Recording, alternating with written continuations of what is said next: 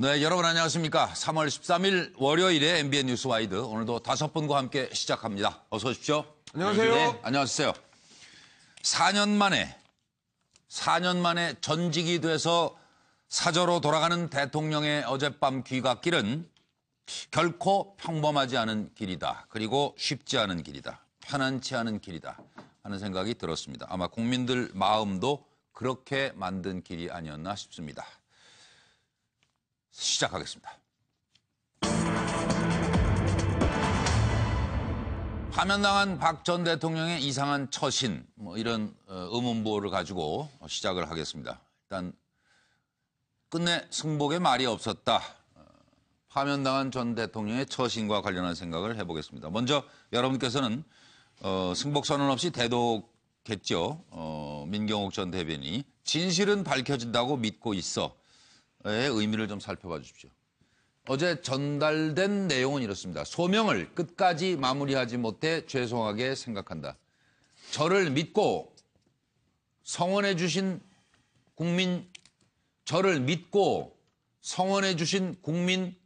여러분께 감사하다. 모든 결과는 제가 안고 가겠다. 시간이 걸리겠지만 진실은 반드시 밝혀진다고 믿는다. 자유한국당 노 코멘트. 김진태 파면 결정에 동의할 필요가 없다. 남경필 이제 포기해야 할 듯. 야 3당 진실은 검찰에서 밝혀라. 진실은 반드시 밝혀질 것이라는 박 전 대통령의 이야기가 왜 나온 것일까요? 주변의 조언에 따라서 억울하고 또 억울해서 검찰과 헌재가 편파라 생각하기 때문에 창피한데 이거라도 해야 해서 들어보시죠.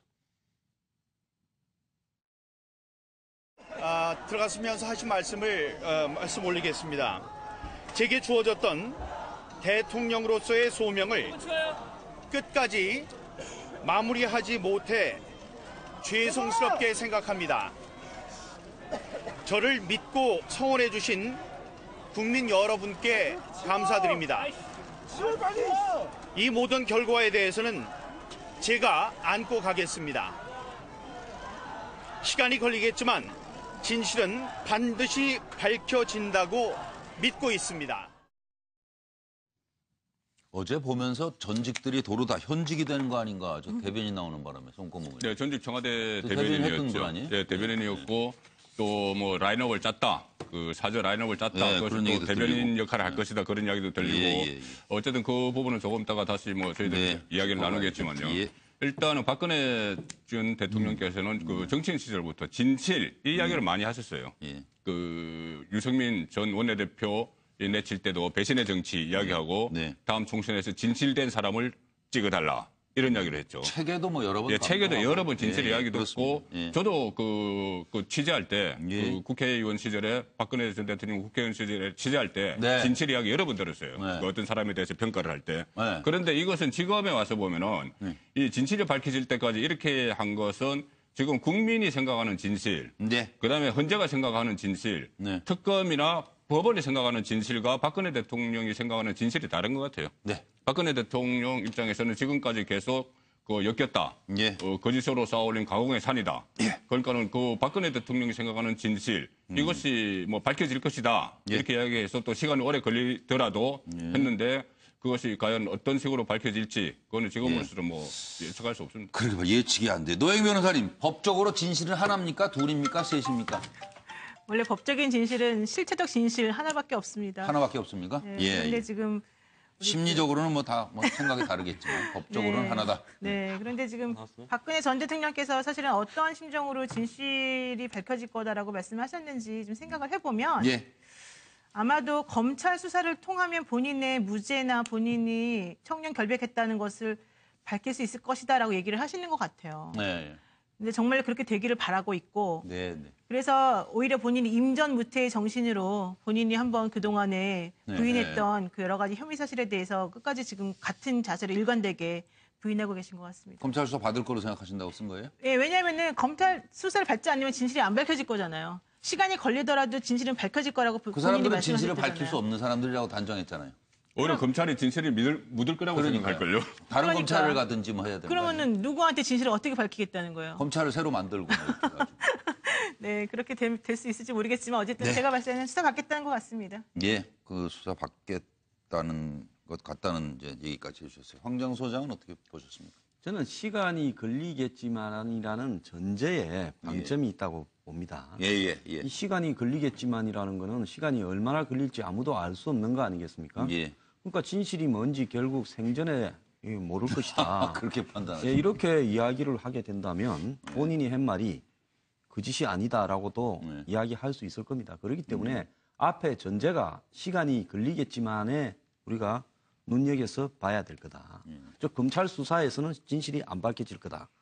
검찰이 뭐라거든 그건 진실이 아니다. 네, 그렇게 시작된 거예요. 그리고 또 본인에 대한 어떤 법원에 만약에 판단이 있다면 그것도 아니죠. 그것도 아닐 아니고. 것이다. 진실이 아닌 그렇기 거예요. 때문에 진실은 더 시간이 걸린다. 예. 이렇게 지금 단서를 깔은 거죠. 예. 서로 다른 진실의 나라에 사는가요? 우리가 차재홍 교수님. 저는 뭐 박근혜 전 대통령이 일종의 대국민 이 메시지를 제대로 발표하지 않을까 하는 생각을 상당히 바람을 갖고 있었죠. 바람을 갖고 있었고 이 자리에서도 여러 번 말씀드렸지만 어제도 저 집에서 봤어요. 나와서 하시는 거 뭐. 아 예. 저 집에 가실 때까지도 그 얘기하고 계시대. 끝까지. 그래도 한 말씀만. 결국 뭐 할 말씀 하셨는데 네.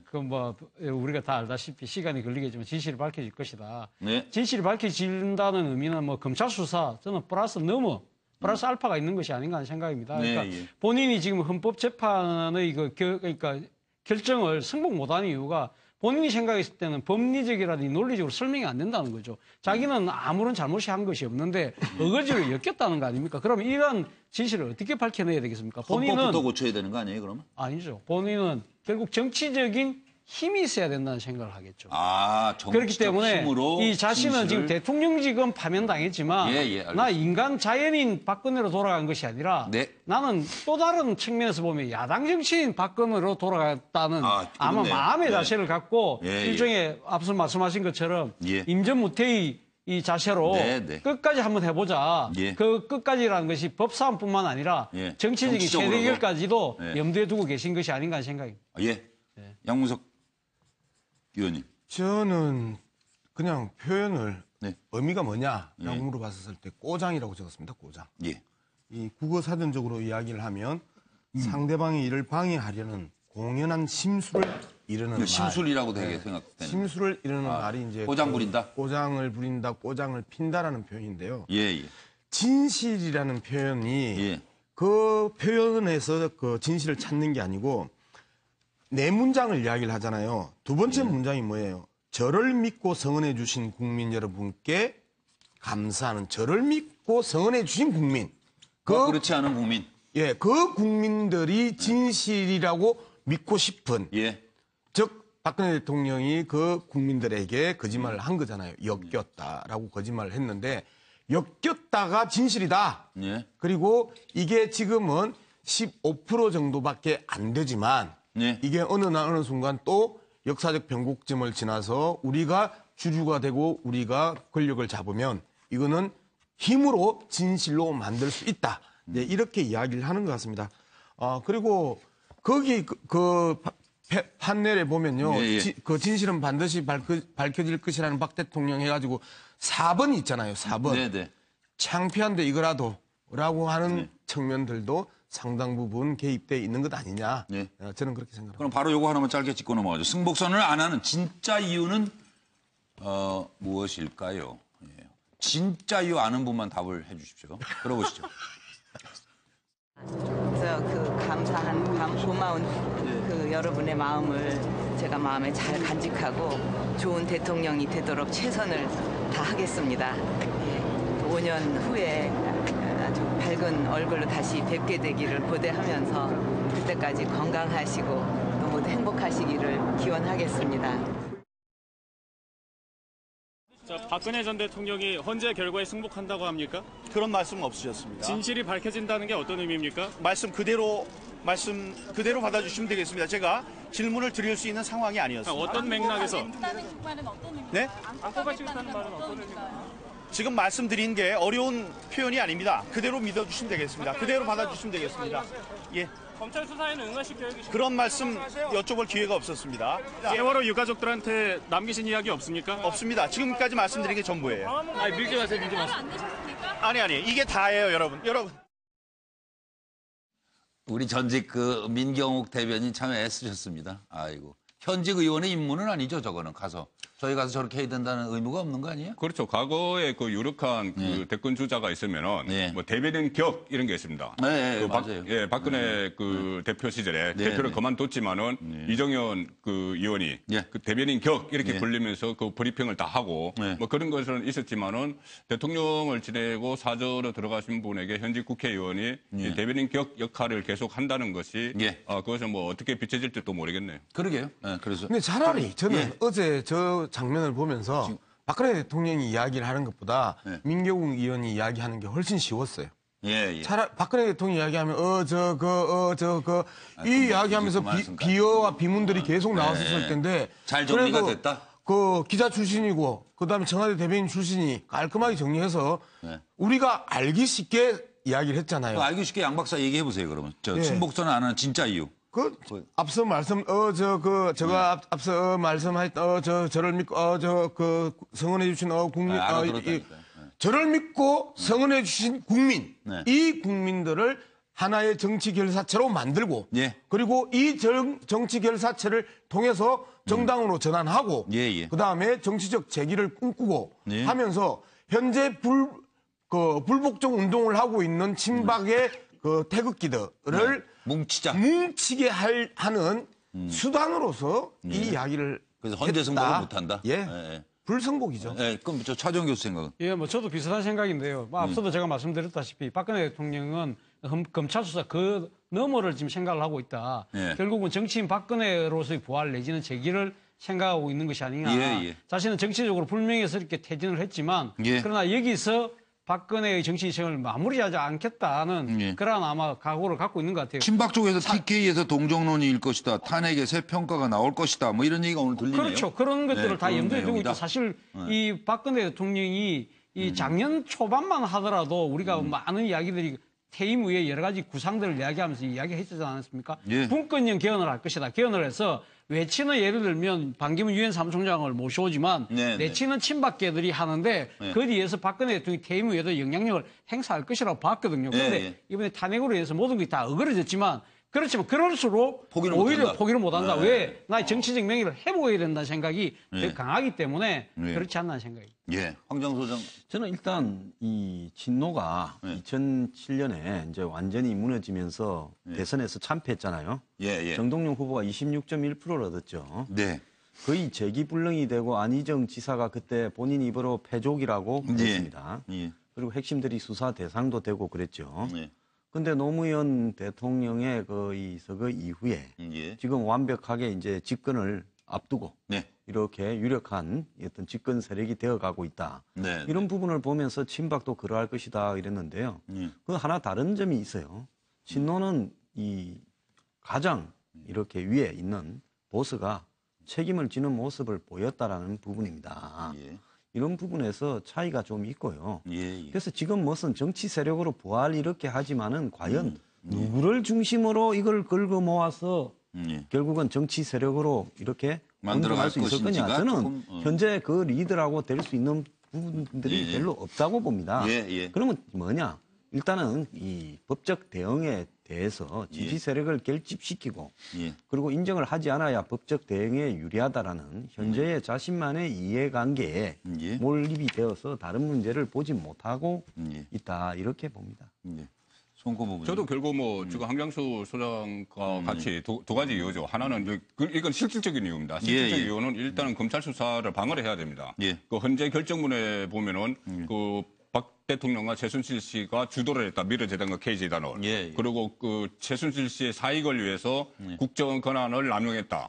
이런 이야기가 나오기 때문에 맞습니다. 이것을 인정을 하면은 그것은 곧 범법 사실이 되는 것이죠. 위법 사실이 다 되는 말려 것이죠. 들어가 버리는 그대로 거예요. 가는 것이고 절대로 이걸 또 방어를 하는 것이고 네. 또 하나는 본인이 만약에 이 성폭을 한다 그러면 그나마 남아있던 지금도 삼성동에 남아있던 지지층이 풀이 죽어버립니다.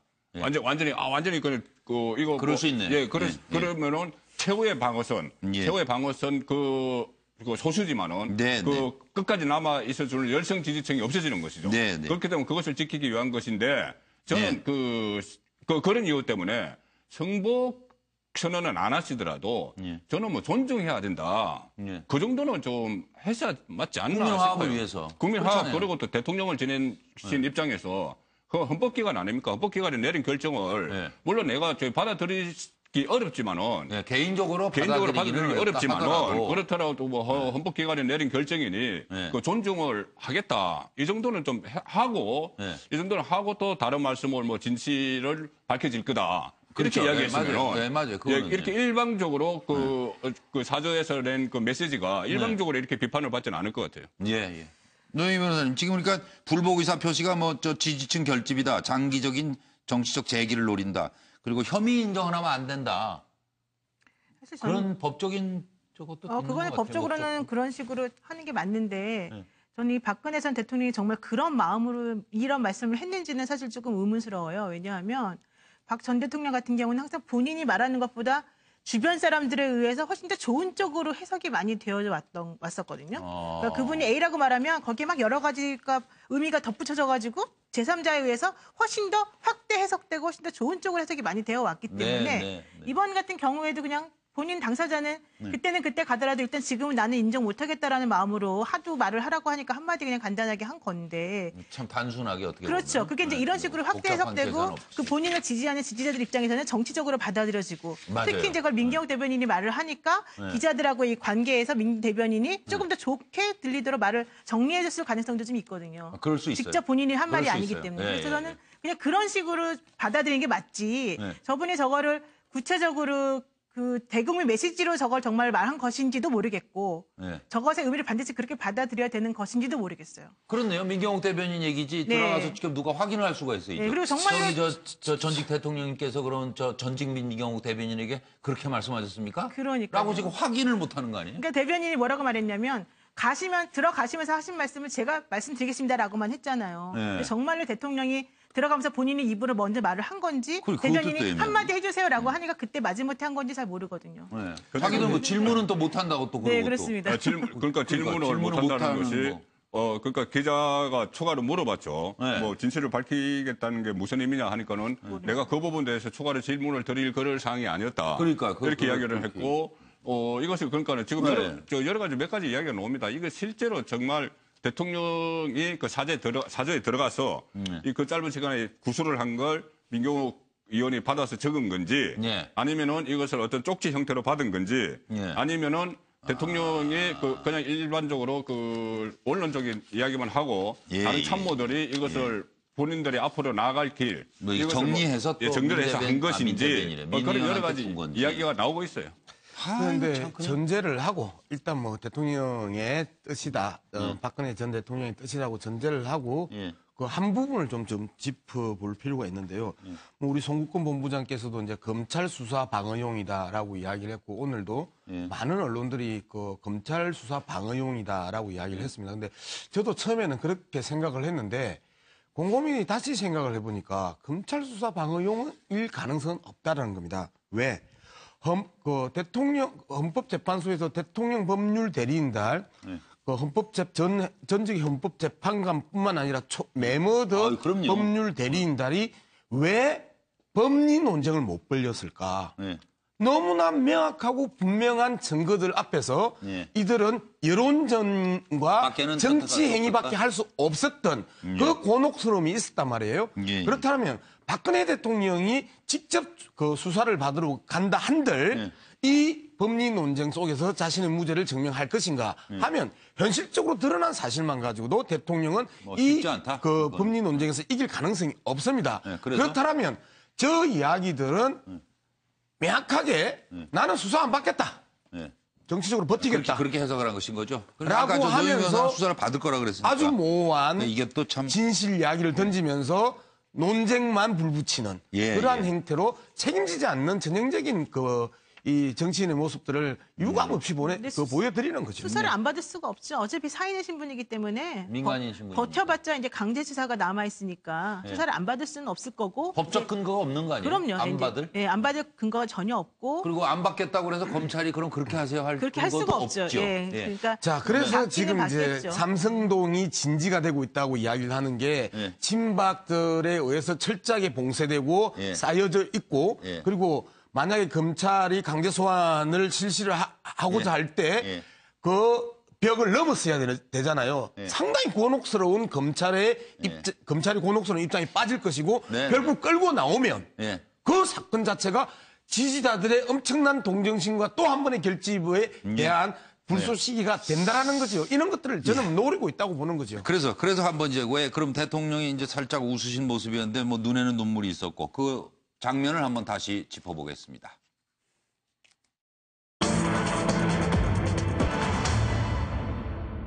손을 흔들면서 환하게 웃음을 띤 표정이 잡혔죠. 그걸 어떻게 저희가 이해를 해야 될지 한번 생각해 주시고 또 사과 없이 이렇게 환한 모습에 일단 파면을 당한 대통령을 보는 국민들은 어떤 생각을 하셨을까 하는 것도 좀 짚어주시기 바랍니다. 환한 웃음, 눈물 글썽, 사저 복귀 박 전 대통령의 속내는 과연 어땠을까? 저 때문에 고생하십니다. 고맙고 감사합니다. 민경욱 전 대변인은 박 전 대통령 눈물에 화장이 지워질 정도로 우셨다 이렇게 전했습니다. 윤상현 의원, 누님, 지몬미 이건 뭐 지켜주지 못해 미안하다 그런 뜻이겠죠. 박사모 탄핵 무효. 마음이 안 좋아 이런 모습 보려 대한민국 국민이 됐나 하는 생각을 또 하시겠죠. 한쪽에선. 조국 교수는 이렇게 말했습니다. 당선 기념일인 줄... 눈물 맺힌 박 전 대통령의 환한 미소의 의미는 무엇일지. 청와대 떠나는 아쉬움. 왜 그랬을까? 후회와 반성. 지지층 결집을 위한 신호. 민망하고 염치 없어서. 네, 지금 그림을 한번 같이 좀 봐주시죠. 이게 이제 요때 이제 요 표정이 잡히신 거예요. 삼성동 사저 골목으로 들어가는 차량 안에서 살짝 밖을 향해 손을 흔들면서 이제 환한 표정을 저 어떻게 보면 뭐 굳이 이걸 저희도 따져야 되나 하는 생각도 들어요. 그냥 어떻게 보면 무슨 생각을 하고 한 표정은 아니지 않나. 글쎄, 예. 근데 그렇다고 여기서 또 뭐 눈물을 흘리면서 그러니까 그것도 또 이상하고. 예, 그것도 또 이상하고 그저 담담한 표정이었으면 담담하다. 예, 그랬을 텐데 저는 이것을 이렇게 봅니다. 일단은 좀 그동안 한 이틀 동안 이틀 동안 굉장히 괴로웠겠죠. 얼마나 그 엄청난 뭐 정신적 충격을 받았을 거고. 그래서 그럴 수도 있어요. 저는 허허로 실제로 이게 모습을 나타냈을 때 어떤 모습인지 진짜 궁금했거든요. 어떤 모습으로 그 이틀 동안 그 많은 고민을 했을 텐데. 그런데 저렇게 좀 환한 표정을 지었는데 저는 오랜만에 그 본인을 환영을 하는 사람들을 만나니 그 인사에 좀 버젓한 웃음이 나온 것 같은데 그런데 저 부분에 대해서 또 좀 뭐 말들은 있죠. 어쨌든 탄핵 후폭풍으로 뭐 사고도 생기고 했는데 조금 더 그래도 좀 표정 관리를 좀 하셨으면 좋지 않나. 뭐 그런 말도 있지만 어쨌든 저것이 뭐 좋아서 웃었다는 것은 아니고 또 헛웃음을 지었다. 다들 그렇게는 아시겠죠 뭐. 예, 그렇게 생각합니다. 준비된 내용 듣고 와서 또 여러분 말씀 듣겠습니다. 거실이 너무 추워서 올라서지 안 되는. 천리 씨 와이러스 묻지 마세요. 아침에 제가 찾아뵌 겁니다. 그리고 아직까지 집안 정리가 다 안 돼가 있고 대통령께서는 조금 다리를 조금 다치셨어요. 발목을. 그래서 조금 힘들어하시고 보기보다는 생각보다 차분하게 잘 대응하고 계신 것 같다. 불복하신 거 아니냐. 오늘 신문에 많이 나왔는데 모든 것을 책임지시단 안에 그 모의 내용들 다 포함된 거 아닙니까?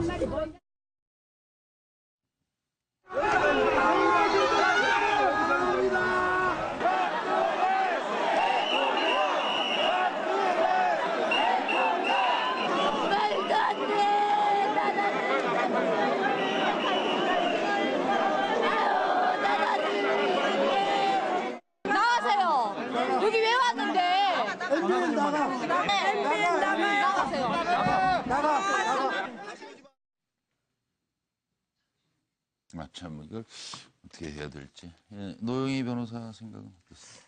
사실 뭐 전 대통령으로서 저 상황에서 저 표정 말고 어떻게 할 수 있었겠습니까? 네, 그러니까요. 제가 봤을 때는 뭐 표정에 대해서 특별히 본인이 뭐 연기자도 아니고 연기를 하는 것도 아닐 것이고 예, 예. 정말 여러 가지 모든 감정이 복합되면서 미안하면서 한편으로는 속상하면서 여러 가지가 복합된 그냥 자연 그대로의 표정이었을 것 같습니다. 뭐 특별히 의미를 부여하거나 예, 해석을 예. 하거나 하지는 않는 게 좋다. 저는 네. 그런 생각도 들어요. 황 소장님 뭐 어떠세요? 예, 일단 저는 봤을 때요. 예, 일단 그 박 대통령이 예.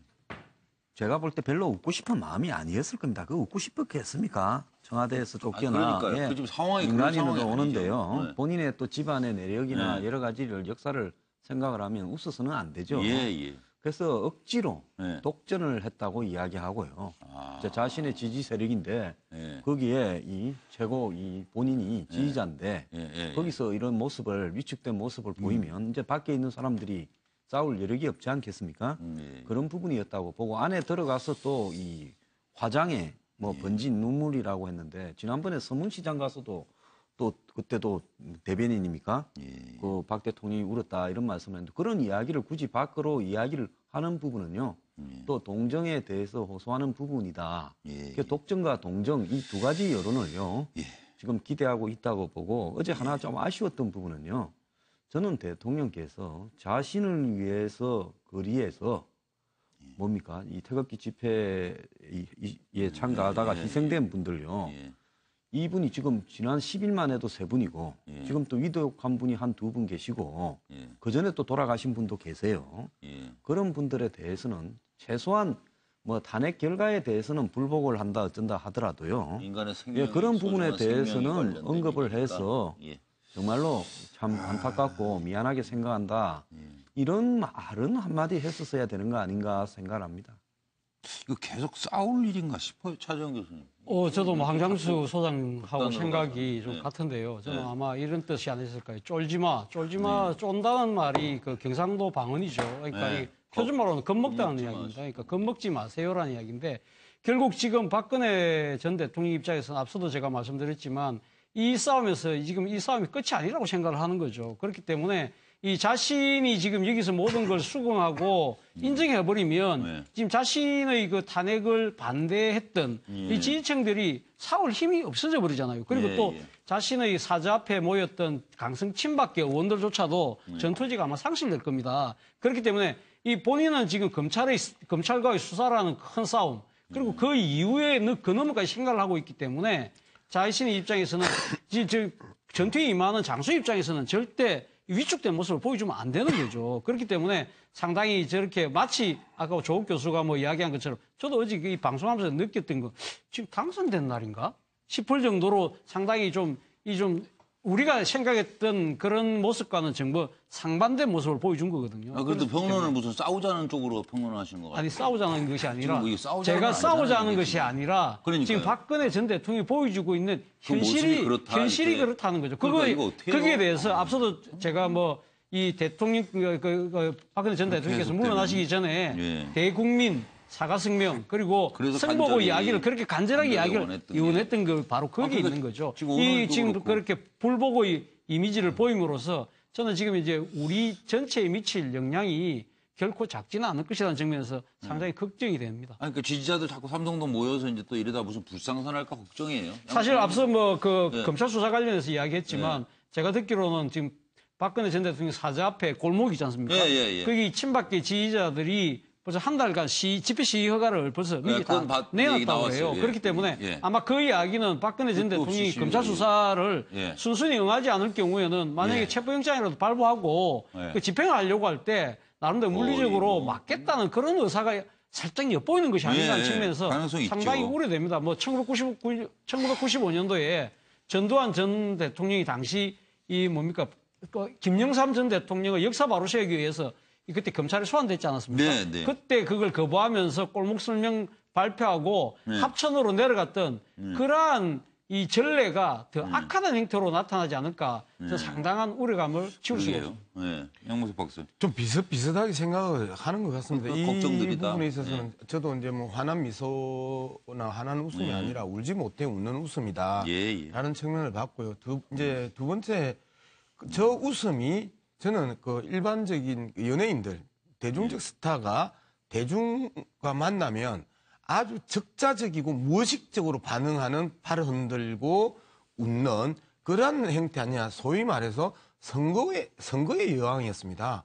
선거의 여왕이고 직접적으로 많은 그 대중들과 국민들과 함께했던 그러한 이 전성기의 그 기억들이 그 순간적으로 자신도 모르게 저렇게 이제 나왔던 이고 그다음에 약 100일 동안 집거를 했습니다. 그 100일 동안 철저하게 고립되고 외로운 그 자신과의 싸움을 버텨왔던 그 박근혜 전 대통령 입장에서 실질적으로 저런 많은 사람들이 그 연호를 하고 그 다음에 사랑합니다라고 외치고 하면서 오는 또 한편의 안도 또는 위로 뭐 이런 것들이 아주 복합적으로 저 팔 흔드는 것과 웃음에서 나타나는데 웃음은 그 무의식적으로 나왔다 치더라도 팔 흔든 것 저 부분은 그 우리가 한 번쯤 지적해야 되는 지점 아닌가. 여기서 좀 한 번 더 사과는 일단 없으셨다. 그리고 뭐 화난 모습이었는지 뭐 마지못해 그런 모습이었는지 모르겠으나 어쨌든 직접 뭐 어떤 대국민 메시지가 없었어요. 이렇게 떠나신 파면당한 대통령을 보면서 국민들은 어떤 생각을 했을까? 그걸 좀 부탁드리면서 최명기 정신과 전문의를 잠깐 연결해서 만나보도록 하겠습니다. 최 원장님 안녕하세요. 네, 안녕하세요. 그 유행가 가사 아시죠? 웃고 있어도 눈물이 난다. 아, 네. 네, 좀 큰 충격에 빠졌다고 하던데요. 이 탄핵 그 이제 선거 결과를 보시고. 네.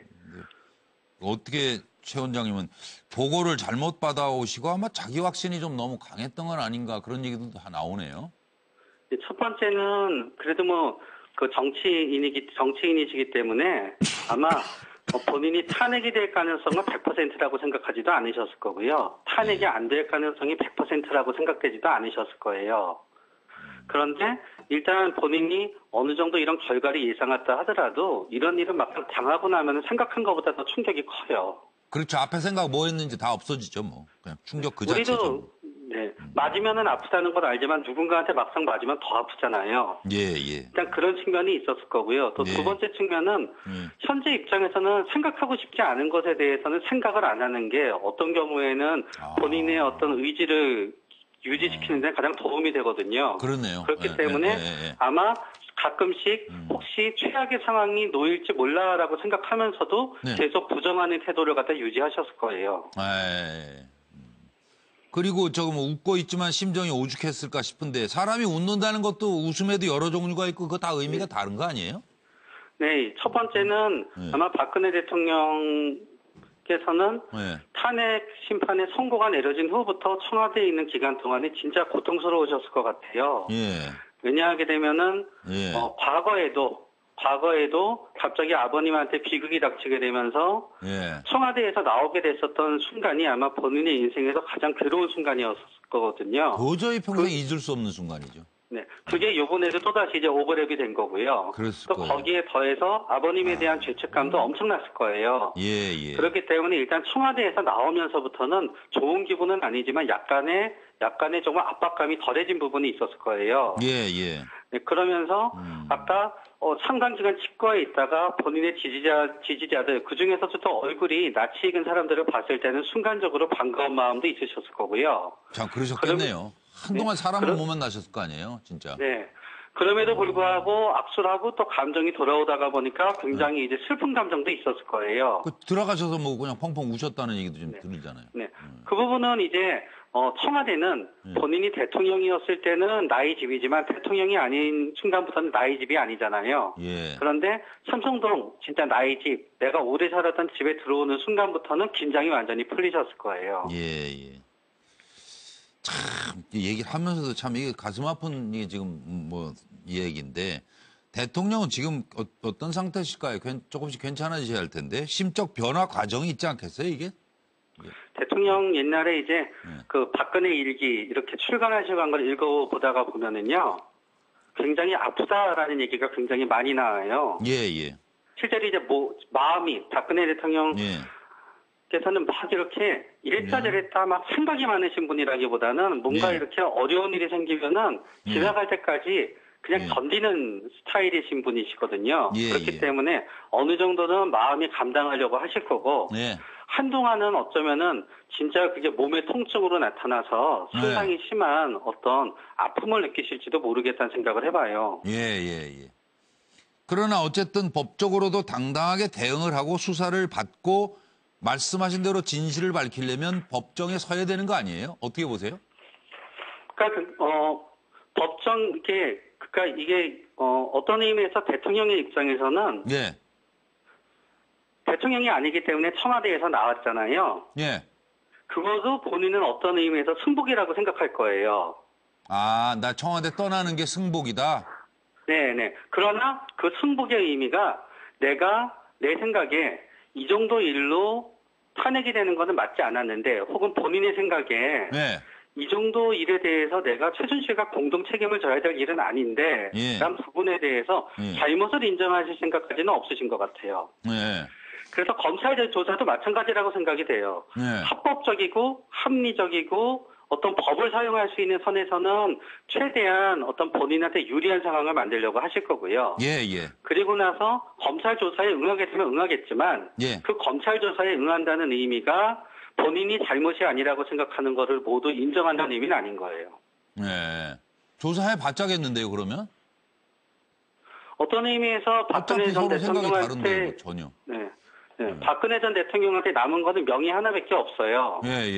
가족이 있으시지도 않고요. 그렇죠. 그러고 나서 모든 거를 다 잃었기 때문에 만약에 서로 뭐 최악의 상황이 닥쳐서 어떤 본인의 신체적 자유가 제한되는 상황이 올지언정, 본인의 자유가 제한되는 상황이 올지언정, 본인의 명예를 지키는 쪽을 선택한다 그러면요.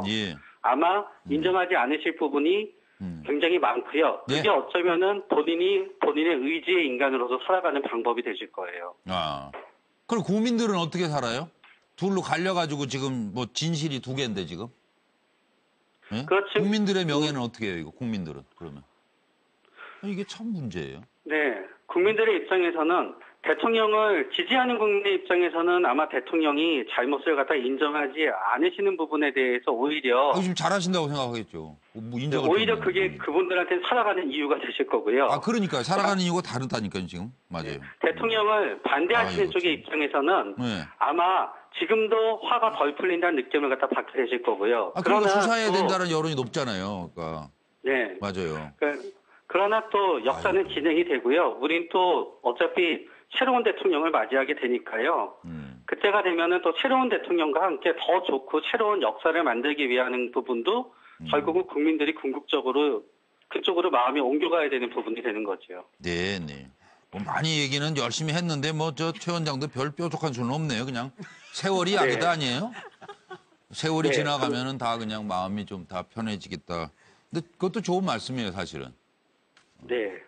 그래서 저도 그렇게 생각해요. 맞아요. 그리고 다음에 또 뵙고 그거 한번 여쭤볼게요. 누가 옆에서 대통령이 그렇게 확신을 갖게 아니면 거의 얼떨떨 하여튼 분기에 맞든지 놀라셨을 것 같아요. 이게 기각 인용은 상상도 못한 일이 벌어졌던 것 같아요. 그 옆에서 그냥 전부 다 태극기 집회 참여가 많아진다. 이걸 보니까 오늘 어느 기사에 보니까 인지적 부조화에 빠진 원인이다 이것도. 맞다. 태극기가 더 많이 모이는구나. 그리고 옆에서 전부 다 4대4니 5대1인가 옆에서 다 그렇게 얘기했다면서요.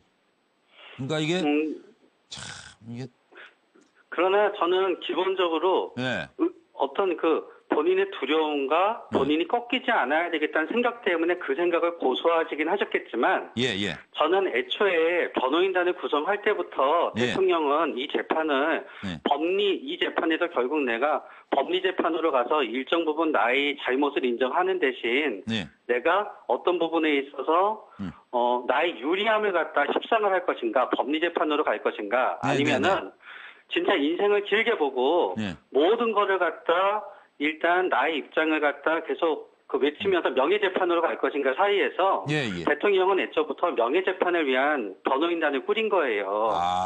그렇기 때문에 그 사람들이 대통령 옆에서 대통령님 이길 겁니다 얘기한 거는 예. 어떤 의미에서 잘못된 행동일 수도 있지만 예. 어떤 의미에서는 그게 있었기 때문에 대통령이 자연스럽네요. 견뎌낸 거고요. 예. 지금도 견디고 있다고 또 생각할 수도 있는 거예요. 그 참 대단한 그 중요한 지적이시네요. 저는 간신되기하고 간언하기의 차이를 여쭤보려고 그랬는데 아무도 그렇지 않다고 말하는 용기는 참 어려운 것 같아요. 네. 도움은 상대방이 원할 때 원하는 형태로 원하는 만큼 드려야 되는데요. 예. 대통령이 원치 않는 도움을 원치 않는 형태로 원치 않을 때 드리는 거는 그게 커다란 도움일지언정 받아들여지기가 너무 어려워요. 그러니까 대통령 자리라는 게 쉽지 않겠다는 생각이 다시 들어서요. 네. 사실은 받아들이지 않은 태도를 가지고 있을 때 누가 가서 그걸 간언을 하겠어요, 쉽게. 그렇죠. 가까이도 못 가지. 예. 네. 오늘 저 시간 바쁘신데 감사합니다. 네, 감사합니다. 네. 최명기 정신과 전문의였습니다. 국민들은 어떤 생각했을까를 제가 질문을 드렸던가요? 예. 네. 그럼 그 답을 구하면서 잠깐 듣고 오겠습니다. 박근혜 전 대통령의 야밤 퇴근을 바라보며 많은 국민들께서 그나마 갖고 있었던 연민과 관용마저 버리지 않았을까 생각이 됩니다. 박 전 대통령은 끝내 국민이 아닌 자신과 친박을 선택했습니다. 퇴거하는 그 순간까지 국민 앞에 뉘우친다는 말 한마디는 고사하고 진실을 운운하시며 사실상 불복이나 다름없는 선언을 했습니다. 국민과 국가에 대한 죄송함과 책임감으로 마음이 무거운 주말을 보냈습니다. 우리 자유한국당은 책임 있는 공당으로서 국민 여러분에게 사죄하는 마음으로 또 반성과 자숙의 시간을 갖는 것이 마땅하다 할 것입니다. 우리 자유한국당에게 주어진 책임을 성실히 이행하는 과정에서 자숙과 반성으로 주어진 책임을 다하는 것이 국민에게 보답하는 길이라고 믿고 있습니다. 승복, 반성, 통합 메시지는 끝내 없었습니다. 국민은 실망했습니다. 자신의 명예보다 대한민국의 명예를 중히 여기고 자신의 미래보다 대한민국의 미래를 먼저 생각하기를 바랬기 때문입니다. 국민들은 헌재 판결 존중과 국민 통합의 메시지를 간절히 원했습니다. 하지만은 본인 스스로의 명확한 입장 표명도 없고 대리인을 통해서 분열과 갈등의 여지를 남긴 메시지를 남긴 것은 참으로 유감입니다. 지금이라도 헌재 판결 존중과 국민 통합의 의지를 밝혀주기를 바랍니다. 네, 아직도 저 메시지가 나오기를 기다리고 있는 차재원 교수님부터 이건 30초 이내씩 짧게 하시죠, 뭐 코멘트. 저는 뭐 국민들이 생각하지 않을까요? 내가 이러려고 땡땡땡인데 내가 이러려고 국민 되었나 뭐 이런 것보다는 내가 이러려고 박근혜 대통령 찍었나는 생각이 더 강하지 않을까요? 그렇죠. 그러니까 박근혜 대통령이 아시다시피 87년 직선제 대통령 선거가 부활되고 난 뒤에 50% 가반수 이상의 득표를 했거든요. 그렇다고 본다고 한다면 많은 수의 국민들이 박근혜 대통령이 상당한 신뢰와 믿음을 보냈는데 박근혜 대통령이 뭐 탄핵되는 부분도 안타깝지만 그 이후에 이렇게 불복하고 대한민국의 법치의 근간을 흔들려고 있는 모습, 흔들려는 그런 모습에 상당히 실망하고 그러지 않았을까. 뭐 과거 김영삼 전 대통령 시절이죠. 그러니까 그 부산에 이런 말이 나돌았어요. 영도다리 밑에 가면 땡땡땡이 둥둥 떠다닌다고 그랬거든요. 땡땡땡. 그러니까 내가 투표한 땡땡땡을 뭐 그냥 자르고 싶다는 뭐 그 정도의. 김영삼 전 대통령 시절?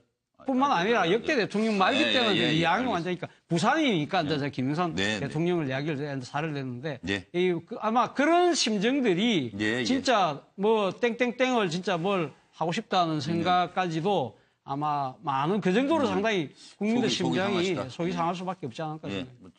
황 소장 하실래요? 예, 저는 뭐 어제 우시는 것보다 낫잖아요. 예. 어제 만약에 대통령이 예. 울면서 그렇네요. 들어갔다면 예. 어제 온 방송이 종편까지 공중파까지 다 중계를 했지 않습니까? 별로 재미가 없는 걸 청와대부터 따라가가 오토바이니 홍보차니 따라가도 놓치고 뭐. 그냥. 네, 그런데 그 장면이요. 그거 뭐가 재밌다고 국민들 다수가 지켜봤겠습니까? 전부 저 장면을 보다가 다 생각한 게요. 예. 대통령이 이제 집 앞에서 사저에서 차에서 내려서 예. 혹시 울까봐 그걸 보면 탄핵에 찬성했던 사람이든 뭐 반대했던 사람이든 다 속이 편하지가 않죠. 아니, 그 국민 속이 편하지 예, 않죠. 그러면서 그런 어떤 부분을 보면서 참 대한민국 국민 해먹기 어렵다라는 자괴감이 들었을 건데 어제 그걸 활짝 웃어주시는 덕분에 그래도 자괴감이 실종하게 했으니까 끝까지 국민들을 갖다가 많이 생각을 해주셨다. 이런 생각을 합니다. 그럼 뭐 국민 대통합위원회도 만드시고 뭐 이랬는데 이게 통합을 어떻게 하자고 뭐 어른답게 위로의 메시지라도 나와야 되는 거 아닌가. 그런 생각하시는 분도 있을걸요? 그렇죠. 그 부분이 아쉬운 점이죠. 네. 아쉬운 점이고 또 특히 아까 제가 뭐 박근혜 전 대통령께서 헛웃음을 지었다고 하는데 그것을 바라보는 국민들께서도 물론 뭐 다르겠죠. 탄핵에 찬성했던 분들은 이거 뭐야? 이거 뭐 목리 부리는 거야? 뭐 이렇게 생각을 했겠죠. 뭐 염장 지르는 거야? 생각을 했지만은 그래도 그나마 저 뭐 숫자는 작지만은 탄핵에 그 반대를 했던 분들은 또 그래도 뭐 용기를 잃지 않았구나. 뭐 이렇게 서로 생각이 다르겠죠. 그런데 그것을 일반적으로 보면은 국민들도 뭐 헛웃음을 지을 수뿐 없는 그런 상황이다. 국민들 마음이 좀 노희 변호사님. 저는 뭐 그냥 요즘 유행어로 웃프다라는 말이 있지 않습니까? 네, 젊은 사람들 웃프다고. 그 말이 딱 맞는 말인 것 같고 그러면서도 또 이제 한 가지 제가 약간 놀랐던 것 중에 하나는 우리 국민들이 참 훌륭한 것 같아요. 왜냐하면 탄핵에까지 이르는 절차에서 그 서로 간의 의견이 달라서 반대되는 말도 많았었고 여러 가지 얘기가 나왔지만 쌍방 충돌 없었어요. 그럼에도 불구하고 되게 전혀 쌍방 충돌 전혀 뭐 문제 없이 정말 잘 지나갔지 않았습니까? 탄핵 결정이 났을 때도 많이 힘들어하고 애통해하는 분들이 있었지만 결과론적으로는 다들 그 정도면 엄청나게 잘 정리가 됐단 말이죠. 그럼요. 그리고 어제 차벽 중간에 있는데 양쪽에서 밀어제끼자고 달려들어서 뭐 상대를 향해서 말하자면 그런 분노가 표출됐으면 어떡할 뻔했어요. 그러니까요. 게다가 이제 어제가 사실 이제 하이라이트였죠. 청와대에서 사저로 가시는 거니까. 근데 그 과정에서도 국민들이 본인들의 주장과 본인들의 생각하고 맞지 않는 결론이 나온 걸 슬퍼할지언정. 그럴 수 있어요. 그걸 가지고 상대방을 비난하거나 이걸 가지고서 국론 분열을 더 극화시키거나 이러진 않았거든요. 양쪽 다 저 훌륭하다. 게다가 오늘까지도 사실은 오히려 그 훌륭했다. 열기 같은 것이나 흥분했던 것이 점점 가라앉으면서 정상을 되찾아가는 걸 보니까 역시 훌륭한 국민이다. 이런 생각이 듭니다. 사실 저희들이 계속 이야기하기로 어떤 결론이 나오더라도 엄청난 후폭풍이 있을 거다. 계속 이야기를 했습니다. 염려한 거죠. 계속 이야기를 했는데 좀 뭐 2, 3일 지나는 지금까지는 그렇게 큰 그러니까 국민들의 그 의식 추진이라고 봐야 되겠죠. 그렇게 큰 건 없어요. 물론 뭐 가격한 쪽에서는 서로 이렇게 뭐 가격한 말도 나오고 하지만 근데 다만 이제 앞으로 또 대선이 본격화되면은 또 어떻게 될지 모르니까 정치인들도 좀 정치인들이 정신 차리고 잘해야 돼요. 그럼 자꾸 뭐가 누가 잘못인지 헷갈리게 좀 하지 말고. 그러니까 그것을 지금 뭐 대선 전국 들어갔다고 또 이것을 너무 한쪽에 이렇게 차분하니까 국민들이 차분하니까는 또 이러면 안 되겠다 싶어서 또 자극할 그런 가능성도 지금 남아 있습니다. 그러면 안 돼요, 진짜. 그렇죠, 저는 그 국민 10명 중에 8명의 심정은 아직도 정신 못 차리는 박근혜 전 대통령, 그다음에 서청원, 그다음에 최경환, 그다음에 윤상현 이렇게 생각하지 않을까요? 어제 저 모습들이 그분들대로 살게 놔두세요. 정말 자신의 편이만 국민이었다고 생각을 하고 자신의 편하고만 정치를 해왔고 그럼에도 불구하고 그 자신의 편이었던 수많은 국민들이 떨어져 나가는 과정 속에서 도대체 왜 그 사람들이 떨어져 나갔는지에 대해서 그리고 자신들에게 왜 등을 돌렸는지에 대해서 그 어떤 고민도 하지 않는 모습들이 그 국민들이 뭐라고 생각하겠습니까? 아직도 정신 못 차렸네. 그리 생각하지 아니, 그리고 저 헌재 인용과 관련해서 뭐 여론조사 하나 보니까 잘한 결정에다가 86%, 잘못한 결정 12% 이렇게 나왔던데요. 그 내용 12% 중에서 승복이 6, 불복이 6%입니다. 그러니까 탄핵 결과에 승복하자는 국민이 92%. 남은 사람이 6%밖에 안 되잖아요. 불복 운동을 하는 사람들이 6%밖에 안 된단 말이에요. 네, 그렇습니다. 그 6%를 향해서만 이야기를 하는 박근혜 대통령의 저 초라한 모습들이 결국 국민들 그 생각 기억에는 아주 피곤하고 피곤이 쌓여 있는 부분에 또 한 번 짜증을 안겨주는 모습 아니었냐 저는 그렇게 생각합니다. 그러나 이제 국민들은 이제 아까 뭐 노 변호사도 얘기하셨지만 의연하게 이 상황을 받아들이고 있다. 예. 그리고 또 함께 힘을 모아 새로운 대한민국 미래를 만들어갈 것이다. 6시 50분을 향해 가고 있습니다. 어제는 정말 그 국민들도 아픈 퇴임길이었죠. 다시 한번 돌아보겠습니다. 원칙과 소신이죠. 대통령 뭐 브랜드가. 예. 원칙과 소신을 강조하더니 헌법과 법치를 부정하고 있는 것 아니냐. 이 상황을 한번 좀 생각해 봐 주셨으면 합니다. 자, 아프냐? 나도 아프다. 기억나십니까? 드라마. 다모. 네, 다모. 아, 그때 인기 좋았죠. 아프냐? 국민은 더 아프다. 아, 이건 저희가 써놓은 겁니다. 이게 불복이라고 해서 패러디 해본 겁니다. 불복. 국민 마음을 아직도 모르는 대통령 아니신가? 국민 행복 시대를 열겠다더니 누굴 위한 대통령인가? 대통령이었나? 최순실 이위의 대통령 권한 남용, 배신자 색출, 기업 재산권, 기업 경영의 자유를 침해했으므로 공익 실현 의무를 위반했다. 헌재 판결 선고 내용입니다. 법과 원칙을 강조하더니 국민 신뢰를 배반한 것인가? 최순실의 국정 개입 은폐 및 회피, 대국민 약속을 저버리고 검찰, 특검 조사, 압수수색 거부, 투명한 공무수행과 헌법 수호 의지가 없다라고 헌법재판소는 판결했습니다. 국민 대통합 공약은 어디 가고 끝까지 편가르기인가? 사저에 복귀하면서 사실상 불복 메시지를 던지는 것 아니냐? 국민 대통합 의지가 의심스럽다. 이런 얘기입니다. 네, 들어보시죠. 당장 어렵다는 이유로 원칙 없이 적당히 타협하고 넘어간다면 우리 경제, 사회의 미래를 기약할 수 없을 것입니다. 어려울 때일수록 원칙을 지키고 모든 문제를 국민 중심으로 풀어가야 한다고 생각합니다. 부패 문제는 어떤 일이 있어도 국민 앞에 낱낱이 밝히고 뿌리 뽑아야 한다. 저는 부정부패에 책임이 있는 사람은 누구도 용납하지 않을 것입니다. 피청구인은 대국민 담화에서 진상규명에 최대한 협조하겠다고 했으나 정작 검찰과 특별검사의 조사에 응하지 않았고 청와대에 대한 압수수색도 거부하였습니다. 이 사건 소추와 관련한 피청구인의 일련의 언행을 보면 법 위배 행위가 반복되지 않도록 하여야 할 헌법 수호 의지가 드러나지 않습니다. 네, 지금 저 시간상 이제 벌써 6시 52분이네요. 노영희 변호사님부터 짧게. 예. 네, 예전에 그 김기춘 실장하고 박근혜 대통령이 노무현 전 대통령 탄핵 심판 때 했던 말이 그대로 이번에 다시 되돌아왔거든요. 되돌아온 완전 메비우스 예. 틱처럼 돌아왔는데 네. 결국은 자승자박 아니겠습니까? 예. 그걸 본인들이 모를 수가 없지만 그럼에도 불구하고 실속이 최고라는 거죠. 내가 자승자박이 되어서 그 얘기를 지키느니 내가 그래도 내 실속을 좀 차리고 싶다. 이런 의미가 있겠죠. 예. 30초 만에 하기는 좀 그런 좀 말씀드릴 게 하나 있는데 이게 지금 그 탄핵 사유가 된 것이 일단은 그 이정미 재판관이 읽은 거를 쭉 보면은 전부 다 헌법 문제입니다. 헌법 그러니까 대한민국의 헌법을 수호해야 될 대통령이 헌법을 위배했다. 그리고 수호 의지가 없다. 수호 의지가 없다. 수호 의지가 없다는 것도 어느 부분에서 나냐면은 그 어떤 은폐를 하려고 했다는 거죠. 은폐를 하려고 했다. 그 특검 수사 안 받았다. 검찰 그 대면 조사도 안 받고 압수수색도 안 했다. 그리고 주변 사람들에게 해서 이 은폐를 시도했다. 그것이 또 헌법 위반에서 이랬단 말이에요. 그래서 저는 궁금한 것이 만약에 박근혜 전 대통령이 초반에 검찰 특검 수사에 다 응하고 압수수색 응하고 또 그 처음부터 나 이런 잘못이 있었다 이야기하고 어떤 은폐 시도한 흔적이 없고 그랬으면 파면됐을까요?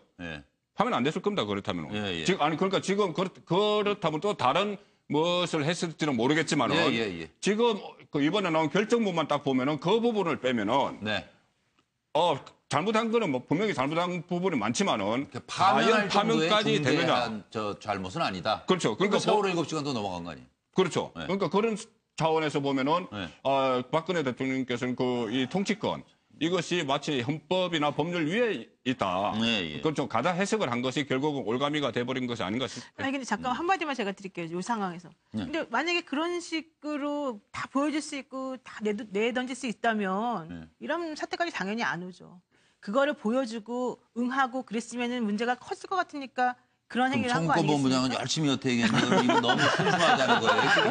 아니 이제 원인과 결과가 뒤집어졌을 수 있다는 그런 얘기 좀 드리는 거죠. 30초 하자고 그랬더니 점점 더 길어져가지고 예 도와주십시오. 저는 뭐 30초보다 3월 12일의 의미를 좀 먼저 이야기를 해보겠습니다. 어제 3월 12일이라는 의미가요. 2004년 3월 12일 날 노무현 대통령이 국회에서 탄핵당하는 날이었습니다. 그리고 2017년 3월 12일은 박근혜 대통령이 청와대에서 퇴거당하는 날이었고요. 노무현 전 대통령하고 박근혜 전 대통령의 정치적 당선 시절에 정치적 이미지가 비슷합니다. 원칙과 소신. 그런데 한 분은 그 원칙과 소신에 대해서 책임을 지고 그것도 목숨으로 책임을 졌습니다. 그런데 한 분은 그 원칙과 소신에 대한 부분에 대해서 국민을 향해서 조롱과 짜증으로 그 책임을 지고 있는 것 같습니다. 30분 딱 네, 맞습니다. 끊겼죠. 네. 30분 이 정도 해줘야 30분 정도라고 이야기를 합니다. 30초. 아, 30초. 예. 차재욱 교수. 예. 헌재의 결정을 존중하지 않는 것은 곧 헌법을 존중하지 않는 것으로 이것은 헌법에 대한 도전이자 체제에 대한 부정이다. 이 이야기 이거 누가 한 이야기인 줄 누가 이런 이야기? 박근혜 대통령이 한 이야기입니다. 박근혜 대통령이 2004년 10월달에 당시 그 한나라당 당 대표 자격으로 이 국회 교수단체 연설에서 한 이야기입니다. 이거 왜 이야기를 했냐면 당시 그 신행정 수도에 관한 헌법재판소 유엔 결정이 내렸을 때 이 그 당시 노무현 대통령이 그걸 수용하면서도 상당히 헌법재판소의 결정에 대해서 예를 들면 그때 그 결정의 논리가 관습헌법이었거든요. 관습법.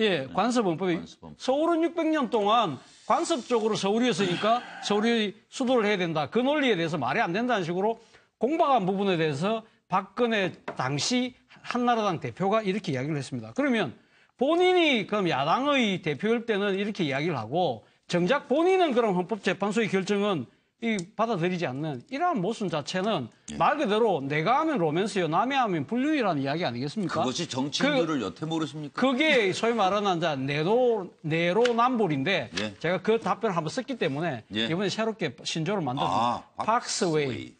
박근혜식이라는 거죠. 58초 지나갔습니다. 홍경 소장. 예, 지금 우리나라에 87년에 직선제 개헌 이후에 민주주의가 실현되고 있는 것 같았지만은 크고 작은 차이가 있었지만은 역대 대통령을 한 사람들이 이 왕정이냐 공화정이냐 하는 부분에 착각들이 좀 있었는데 이번에 모르고 한 민주주의예요. 극명하게 그 이 왕정적 맞습니다. 요소가 드러났습니다. 외신에서 보도하는 내용 중에 폐위된 공주라든지 이런 보도가 있었고요. 또 오늘 한 뭐 언론의 보도에 보면 이 칼럼에 여왕을 뽑았었다 이런 내용도 있었습니다. 즉 민주주의에 대한 인식이 제대로 이렇게 되지 않은 어떤 부분이 결국은 이런 사태를 나온 거 아니냐. 그래서 이런 어떤 부분에 대해서요. 앞으로 우리가 대통령 후보를 뽑을 때는 그 사람이 정말로 이 살아오는 과정에서 민주주의적 훈련이 되어 있는가 하는 부분을 갖다가 정확하게 봐야 되고 그 사람의 일생에서 그런 부분이 없었다 하면 앞으로 그런 사람은 대통령에서 배제를 해야 된다. 이런 생각을 하고 있습니다. 그래서 다시는 국민이 아픈 일이 없어야 된다. 이제 누가 대통령의 판단을 흐리겠는지를 짚어드리겠습니다. 박 전 대통령의 계속되는 오판과 착각을 과연 누가 부추긴 것인가. 박 대통령을 미망에 빠뜨린 사람들. 한번 좀 이건 돌아볼 필요가 충분히 있지 않겠어요? 그래서 질문은 최순실이가 오늘 국정농단 일당이 돼서 착잡하다 이렇게 공판에서 얘기했네요. 그리고 국민들께 죄송하다고. 국정농단의 일당이 됐다고요? 요거 의미 좀 짚어주시고 대통령의 계속되는 오판과 착각은 왜 그런 건지도 같이 좀 말씀해 주십시오. 자, 최태민, 여왕 되려면 부정탄이 외부 접촉을 말라 했다지요? 70년대 중반부터 최 씨 일가에 둘러싸여 최 씨 일가 재단 좌지우지했습니다. 최순실은 언니 옆에서 의리 지키니까 이만큼 받잖아 이 얘기를 했다고 그러는데 연설문 수정, 인사개입 등 국정농단 사태의 장본인으로 등장했죠. 대통령과 40년 세월을 함께 해왔습니다.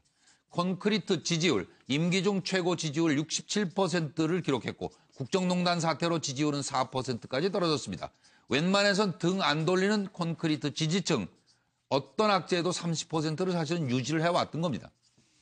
영혼 없는 공무원 윗선 지시 거부하기가 어려웠다. 그래서 엘리트 관료 최순실 사건 연루 도덕성 책임감 부족한 거 아니냐 하는 자성의 목소리가 나오고 있습니다. 진박들은 대통령을 위하는 진실한 사람, 총선 당시 박근혜 마케팅, 진박감별사 등장에 엄청난 비판에 직면했던 사람들입니다. 대통령 대리인단은 헌재가 반역행위를 하고 있다. 아스팔트 피바다가 될 것이다. 이렇게 막말 변론과 장외 선동을 일삼으며 여론전에 몰두한 것 아니냐 하는 비판을 받고 있습니다. 들어보시죠. 피청구인이 문화융성이라는 얘기를 하고 증인이 문화체육이라는 얘기를 합니다. 기억하세요? 아니, 기억 이거 안 굉장히 나시죠? 의도적인 질문인 것 같은데 제가 무슨 국정을 대통령이랑 상의를 해서 이끌어가는 식으로 얘기를 하시는데 저희는 어떤 경우에도 단순 의견만 필요했지 전체를 끌고 가거나 그럴 생각도 없고 그럴 이유도 없습니다. 증인. 아까 그 물어보시지 않았습니까? 증인, 제가 그렇게 얘기한 적 한 번도 없습니다. 지금 물어보셨지 않습니까? 그렇게. 아닙니다. 그렇게 물어보질 않고 있습니다. 이건 정말 억울합니다. 저는 정말. 이게 재판장님 여기 다 계시지만. 아직 취임사 문건에 대해서 물어보고 있는 겁니다. 취임사 문건도 제가 얘기하지 않았습니다. 제가 물어볼게요. 걔네들이 무슨 목적으로 그렇게 저를 공격해서 얘기를 하는지 모르지만 그건 있을 수 없습니다. 자, 좀더 어떻게 K스포츠 재단에 이사회가 있고 다 감독감청에 돈을 받는 곳인데 그게 너무 그렇게 자연스럽게 들어갈 수가 있습니까? 그거는 논리적으로도 너무 비약이 된 거라고 생각합니다. 아니 부끄러움이 없습니다. 그런데 그걸 가지고 문제 삼고 싶지는 않았습니다. 구체적으로 어떤 것들이에요? 그러면 어떤 것들이 외부에 알려지면 좀 문제가 될 거라고 생각했어요. 그거는 말하고 싶지 않습니다. 저도 노력할 만큼 노력하고 30년 동안 교육사업에 헌신을 다한 사람입니다. 저기 변론을 그만하고 싶습니다. 조금만 이제 마무리 단계니까 네. 하세요. 똑같은 질문을 계속 하십니까? 네? 예. 아니 의견 듣자고 보는 게 아니라 이렇게 할 거다. 이렇게 발표된다. 그거를 왜 최순실 씨에게 알려줘요? 그동안 뭐 대선 때도 같이 쭉 해왔고 그리고 최순실 씨는 기본적으로 저희 입장에서는 없는 사람입니다. 그러니까 대외적으로 없는 사람입니다. 이 사람이 존재하지 않고 그냥 뒤에서 아무도 모르게 조용히 도와주는 사람이었지. 근데 안타깝게도 지금 이 상황까지 오게 된 게 이분이 이렇게 밖으로 이렇게 뭔가 등장하면서 뭔가 일이 지금 이렇게 꼬인 것 같은데. 저기 저 재판장 바꿔주세요 그럴 정도인데요. 여기 이거 마음에 안 든다고 이상한 재판관들이네. 그리고 교육 사업을 오래 하셔서 그런지 본인은 부끄러움이 없고 어디서 전부 교육 잘못 받고 이상한 시험 봐가지고 재판관 된 사람들이 와 있다 이런 생각으로 엄청 당당한데요. 특검도 민주주의 특검이 아니라고 본인은 이야기를 했고 현재 재판관들도 거의 인정을 하지 않는 그런 것인데 그러니까 정호성 얘기를 들으면 최순실은 없는 사람인데 그러면 이 정권에서는 과거 정권이 됐습니다만 그럼 국민은 없는 사람입니까? 국민은 있었어요 있기는? 그런 생각이 딱 드는데요. 그러니까 어떻게 한 거예요? 박근혜 전 대통령께서 집권 시절에 정치인 시절에도 마찬가지입니다. 딱 한정이 돼 있어요. 주변에 접근할 수 이야기할 수 있는 사람은 맞습니다. 딱 한정이 돼 있고 거기서 그 이너스쿨 안에 끼지 못하면은 자주 배척을 당하고 맞아요. 또 그것도 또 수시로 변합니다. 가령 김무성 전 대표 같은 경우에 나는 가만히 있는데 자꾸 그쪽에서 나를 친박이었다고 그랬다가 몰박이었다고 그랬다가 그러더라는 거죠. 그런 식으로 어쨌든 굉장히 폐쇄적인 건데 이 부분이 이번에도 아까 그 앵커께서 최명기 원장하고 말씀하실 때 그렇지 않다고 말하는 관계가 어렵다 이렇게 이야기했는데 이번에 그 이야기한 사람들이 있어요. 제가 알기로는 원로들이 정치권뿐이 아니고 다른 원로들이 이렇게 만났답니다.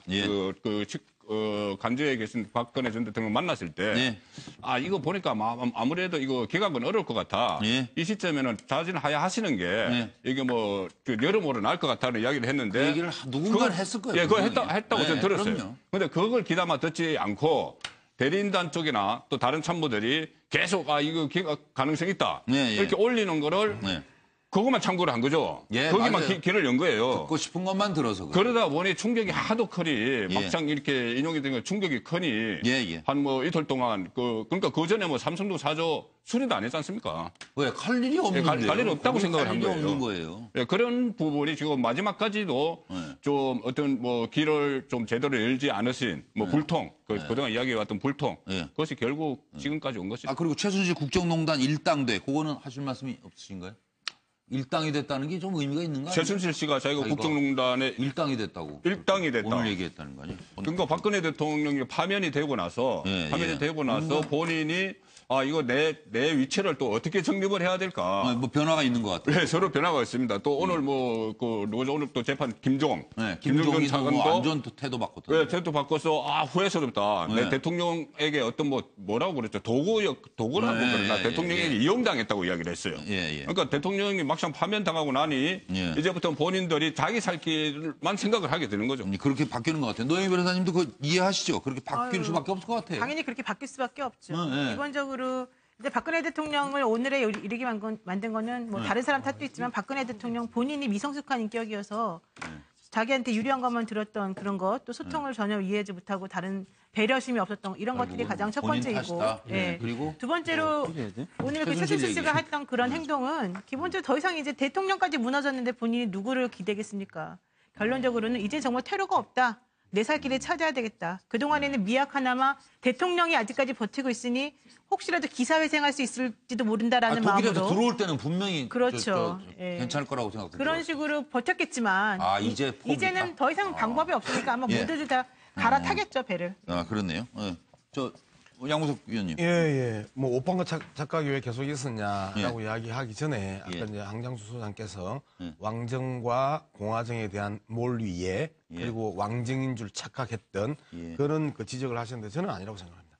왜 그러냐면 자신들이 왕정이라고 생각을 하고 통치행위라고 생각을 했었으면 차명폰이고 대포폰이고 사용하지 않습니다. 계속해서 자신들은 범죄를 저지르면서 범죄를 인지하고 있으면서 계속해서 범죄 행각을 벌였던 주체들이 감추려야 된다는 것도 알았다. 그렇죠. 그 사람들이 박근혜 대통령이고 최순실이고 그렇단 말이에요. 그렇기 때문에 왕정과 공화정의 착각으로 인한 그 오판과 오독은 아니다라는 부분을 명확하게 말씀드리고 그다음에 오판과 착각을 계속했던 것들은 박근혜 대통령 본인이 가장 큰 문제입니다.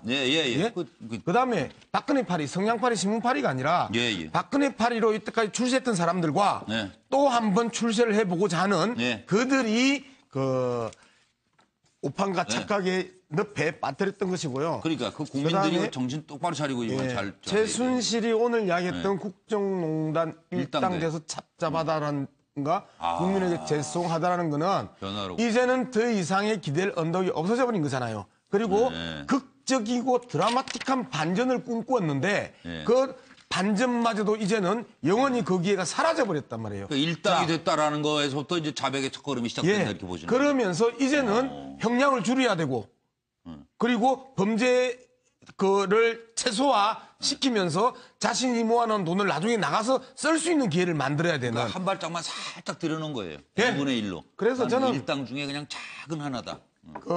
최순실이 자백의 첫걸음을 이제 시작한 것 같다라고 봅니다. 황 소장? 네, 저는요. 바로 나오시려고. 아까 그거 왕정 이야기한 건 한마디는 해야죠. 조선시대 때 왕도요. 옆에 사관이 기록하는 걸 두려워했습니다. 그러니까 두려워하죠. 김영재 산부인과 원장하고 이야기할 때도 박 대통령이 암호를 썼다고 그러지 않습니까? 전달하는 정호성이나 이영서이를 두려워했어요. 그러니까 왕도 그럴 수 있는 거예요. 그리고 이런 사단이 나게 된 부분은요. 저는 차단과 고립에 익숙해서 났다고 보고 있습니다. 10살 때부터 청와대 들어갔어요. 차단되고 이후에는 또 부모 돌아가시면서 재태민에 의해서 차단됐다. 이런 부분이고 그게 너무 익숙해졌어요. 주변 사람들이 나쁜 사람들이 그걸 갖다가 상당히 이용을 해왔다는 거고요. 그다음에 최순실은 오늘 한 말 중에서 보면 이 제업에 대해서 이렇게 착잡하다. 안고 갈 집은 안고 가겠다. 일당인 걸 인정한다. 제가 관여하지 말았어야 하는데 하다 보니 이렇게 됐다 이러는데요. 이제 오늘 처음으로 한패거리다라는 걸 인정을 했습니다. 시녀였어요. 그 국정농단에 참여를 했다는 거 아니에요? 네, 그건 처음에는 시녀 같은 주도한 사람이었지 건지 않습니까? 아닌지는 모르나. 이제 최순실이 나도 한패였다라고 했어요. 일당이다. 이건 이제 그러니까 최순실이 처음으로 인정했다는 거고 이건 이제 뭐냐면 최순실 입장에서는 지금부터 나도 살아야 되겠다. 뭐 최순실이야 뭐 돈 많기 때문에 형량만 줄이면 문제될 게 없지 않습니까? 그럼요. 이 또한 지나가리랄 거려. 돈을 더 크게 못 잡은 것만 좀 아쉽지 뭐. 저는 최순실 씨 이야기부터 먼저 이야기를 하면 결국 벼룩에도 낯짝이 있어요. 이 이야기를 하고 싶었던 게 아닐까요? 그러니까 지금 본인이 지금 그 사실을 어떻게 보면 믿고 이제 했던 박근혜 대통령이 전 대통령이 탄핵에 의해서 쫓겨나고 사실 앞서 우리 양 박사 이야기했다시피 길 언덕이 없어지는 상황이지 않습니까? 그렇기 때문에 이제는 마냥 발뺌하기 힘들어진다. 그러니까 벼룩에도 낯짝이 있는 것은 나도 염치 있는 사람이다. 나도 잘못된 건 어느 정도 인정하겠다는 그러한 하나의 그 단서를 벌써 지금 이제 제공하고 있는 것이 아닌가 생각이고요. 그리고 그런데 박근혜 전 대통령이 계속된 오판과 착각은 왜 벌어졌느냐?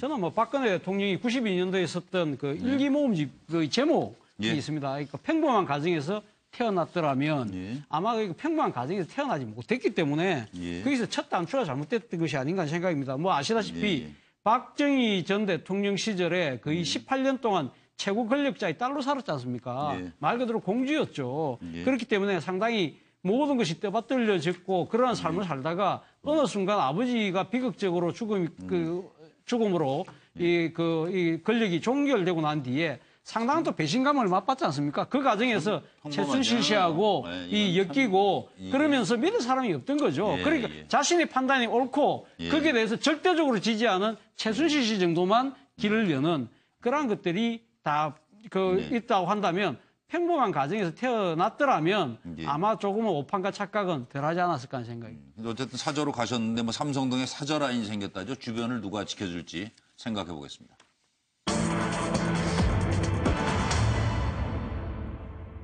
윤 전추는 뭐 직접 거주 보좌를 할 것이다. 그리고 이영선은 밀착 경호 끝까지 함께한다. 뭐 이런 얘기들이 들려오고 있는데 보좌와 경호를 맡게 되는 윤 전추, 이영선 지금 무슨 생각을 할까요? 그리고 삼성동 사저 라인을 짰다는데 친박에 무슨 노림수가 있다고 보십니까? 끝까지 함께하는 사람들 윤 전추 2013년 박근혜 정부 출범 당시에 제2부속실 3급 행정관으로 발탁돼 들어갔습니다. 박 전 대통령을 가까운 거리에서 보좌. 현직 청와대 행정관 신분으로 박 전 대통령을 보좌할 수 없는 거죠. 그래서 사표를 제출해야 보좌가 가능하다 이런 얘기입니다. 이영선 2007년부터 박 전 대통령을 근접 경호한 자로서 정권 초반 대통령 비서실 소속 관저 보좌했다가 15년 말에 경호실로 소속을 옮겼습니다. 대통령 퇴임 뒤에 경호를 염두에 둔 것이 아닌가. 삼성동 사저 경호팀에 공식 합류했기 때문에 월급 제대로 받으면서 근무만 삼성동에 하면 됩니다. 박근혜 최순실 사용한 차명폰 50여 대를 개통했으며 그래서 불구속 기소 상태에 있는데 따라서 박 전 대통령 보좌 부적절한 거 아니냐 하는 지적도 나오고 있습니다. 윤 전추 제가 모시고 싶어요. 이영선 진술은 곤란해요. 저기요 판사님이요. 판사님한테만 귓속말로 말하면 안 될까요? 아주 참 또 독특해요. 뭘 귓속말로 한 판사님 들어보시지 무슨 얘기를 할까 궁금한데. 청와대 수석들 주군을 잃었으니 오늘 일괄 사표를 내야 하나? 상황이 이렇습니다. 어디에서 운동을 지도했습니까? 이 장소나 이런 거에 대해서는 개인적인 거기 때문에 말씀드리기 장소가 왜 곤란합니다. 개인적인 건가요? 청와대 관전에 어디에? 재판장님 이거 말씀드려야 되나요? 이거는 공간적인 거는 말씀드리기가 곤란합니다. 그거는 뭐 관계없는 거 아니겠어요? 위치가 확 정해지는 것도 아니고. 이 관저 내부입니다. 처음에 의상실의 위치를 가르쳐 준 사람은 누구예요? 그때 기억나지 않습니다. 피청구인은 의상실의 위치를 알고 있습니까? 그거 잘 모르겠습니다. 증인 감출 거를 감추는 건 괜찮은데요. 명백히 누구나 알 수 있는 내용까지 기억이 나지 않는다, 모른다고 하는 거는 옳은 태도가 아닙니다. 제 업무의 특성상 출입에 관련해서 그에 대해서 말씀드릴 수 없음을 양해를 부탁드리겠습니다. 최순실에 대해서만 제가 여쭤봤습니다. 말씀드릴 수 없습니다. 국가안보에 중요한가요? 그것까지는 제가 판단을 못하겠습니다. 최순실 씨의 과거 청와대 출입이 그게 어떤 범죄와 연결되어 있습니까? 그건 잘 모르겠습니다. 대통령 등의 경우에 관한 법률을 위배하는 게 아닌가 하는 걱정이 있어서 그건 걱정하지 마세요. 네. 그러니까 본인의 범죄와 관련이 있느냐 그걸 묻습니다. 최순실 씨의 출입 내역이. 그렇지 않습니다. 예, 그러면 증언을 하셔야 됩니다. 지난번 윤 전 추 증인도 마찬가지던데 마치 무슨 범죄 행위가 있는 것 같은 의혹을 불러일으킬 수가 있습니다. 지금 사저까지 동행한 이영선 윤 전 추 사저에서도 보좌를 하는 것인가요? 이영선 청와대 행정관, 청와대의 삼성동 사저 파견 경호팀이 있는데요. 그 경호팀에 이제 공식적으로 합류했답니다. 그래서 박 전 대통령을 계속 보좌할 수가 있는 거죠, 법적으로는. 그리고 윤 전 추 청와대 행정관 경우에는 박 전 대통령 삼성동 사저 합류 가능성이 있는데 청와대 사직서를 내야죠. 그래야 보좌가 가능한지 안 한지는 그다음에 따질 일이 없죠, 사실은. 뭐 가서 개인적인 거니까. 그렇죠. 사인 그냥 뭐 일반인이니까. 송건모 부장님. 만약 파면이 안 됐으면은 네. 그 경호실에서 그대로 파견이 가고 또 예, 예. 비서관 3명이 가기 때문에 네. 윤전추 씨가 그 공무원 신분으로 가게 되죠. 네, 그렇습니다. 그렇지만 지금은 파면이 됐기 때문에 윤전추 씨가 하려면은 사표를 내고 가야 됩니다. 네. 사표를 내고 가야 되는데 이 두 사람은 제일 처음에 의공이었죠. 어쩌다 공무원. 네.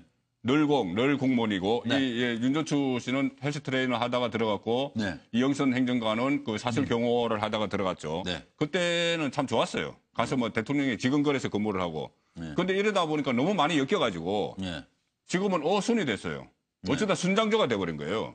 아, 그게 어순이에요? 어쩌다 순장조가 됐죠. 원래 순장조는 아, 진짜 이 사람 어디 가기도 지금 어렵게 생겼어요. 가기 어렵죠. 원래 네. 순장조는 그 정호성 뭐 이재만 안봉건 이 세 사람 중에서 뭐 순장조가 됐어야 되는데. 아, 저기는 갈까요? 안봉근이는 삼성동 근처에 지금 얼굴도 안 내미네요. 아, 지금은 본인도 뭐 여러 가지 경찰 수사도 아주 많이 남아 있습니다. 그렇기 때문에 그래도 그렇죠. 어제는 좀 와야 되는 거 아니에요? 어쨌든 지금은 본인들이 순장조가 되기 싫어도 네. 순장조가 될 수밖에 없게 된 거예요. 네. 너무 많이 이렇게 엮여 있기 때문에. 네. 본인들 지금 그 생각이겠죠. 아, 이거 뭐 이런 말을 하고 그러시면 뭐 빼도 박도 못하게 돼버렸다. 네. 아, 근데 감옥 갈 일은 없는 건가요? 이렇게 되면? 아, 지금 이영선 행정관은 지금 기소가 돼 있죠. 아, 그러니까 이거 행정관 또 검찰이 새로 수사를 들어가게 되면은 윤전추 행정관도 뭐 조사를 받겠죠. 아, 그러니까 노영희 변호사님 뭐 삼성동 사저 근무가 될지 뭐 감옥서 근무가 될지 모르는 거 아니에요, 이거? 지금 불구속 기소 자체를 네. 특검에서 하지 않았습니까? 네, 그렇죠. 그러면은 특검에서 나머지를 더 계속해서 맡아서 저분에 대해서 재판 결과가 나올 가능성이 높은데 네. 지금 당장이야 뭐 기소만 돼 있고 아직 재판에서 확정 판결이 나지 않았으니까 예. 공무원 신분으로서 대통령에 대한 경호를 맡는다고 하지만 전 대통령에 대한 예. 이제 이게 원래 7개월 안에 원래 빨리 끝나야 되는 거거든요, 원칙적으로는. 네. 그렇다면 재판이 끝나서 어느 정도식으로든지 간에 확정 판결이 나게 되면 아마도 유죄가 인정되는 경우에는 공무원 신분을 유지할 수 없으니까 당연히 그때는 아까 말한 뭐 순장조가 될 수가 있을 거고요. 그다음에 윤전추 행정관 같은 경우에는 당연히 사표를 내고 가더라도 이제 개인적으로 여러 가지를 보좌해주는 입장에 놓일 수밖에 없게 되어서 도대체 월급이 제대로 나올까 걱정스러울 수도 있을 것 같아요. 왜냐하면 만약에 박 전 대통령에 대해서 뇌물죄가 인정이 되면 그 박 전 대통령에 대해서 뇌물죄 기소된 금액이 몇백억 아니겠습니까? 그 금액에 대해서 뇌물죄에 대해서 수증 보전 이런 게 가능해지거든요. 그렇게 되면 대통령이 사실은 돈이 얼마나 있으신지 모르겠지만은 그 돈이 한 푼도 없어질 수도 있어요. 그렇게 되면은 월급 못 받을 수도 있죠.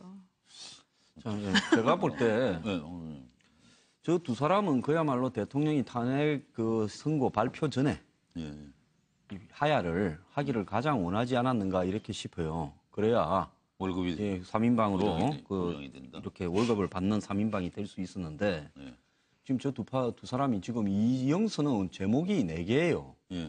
지금 의료법 위반 방조. 그러니까 그 김영재 태우고 다닌 이런 부분 말입니다. 그다음에 위정. 그다음에 이 불출석에서 국회 정언감정법 위반. 그다음에 이 차명폰 때문에 전기통신사업법 위반 4개예요.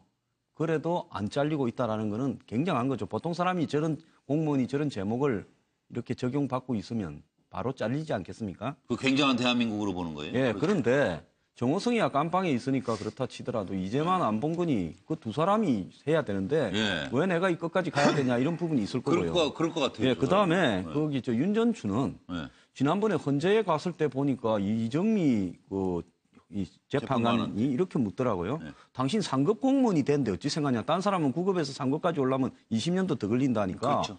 내가 그전에 호텔에 헬스 트레이너로 월급이 얼마인 줄 아냐? 높았는데 그걸 맞추려다 보니까 상급 됐다라고 이야기를 해요. 그래서 저분은 월급을 맞춰주는 자리가 고위공무원의 자리인 줄 알고 있는데 지금 저기 한 8천 정도는 받아야 될 건데 저는 아마 사표를 내고 거기 저 삼성동 사저에 가게 되면 8천을 맞춰줘야 될 거 아닙니까? 지금 걱정이 월급은 내 월급은 누가 맞춰주냐? 아니 윤전추 입장을 이야기하는 거예요. 그러니까요. 고민일 거예요. 저도 똑같은 걸 썼는데요.